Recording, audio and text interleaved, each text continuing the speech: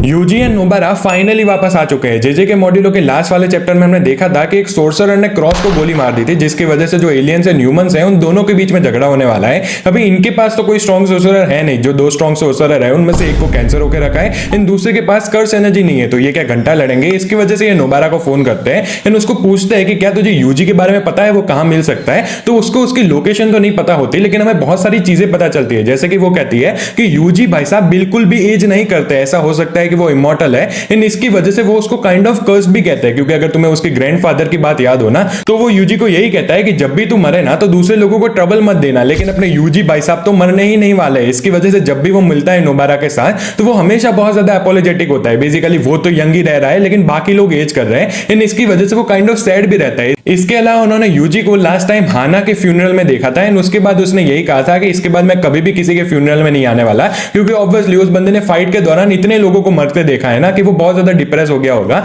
And इससे हमें ये तो जरूर पता है कि सीरीज में रिटर्न होने वाला है यूजी भाई साहब का, क्योंकि उसको ही डाबुरा के सामने लड़ना होगा, लेकिन इस बार अपने यूजी भाई साहब बूढ़े नहीं होंगे बल्कि अपने प्राइम फॉर्म में होंगे।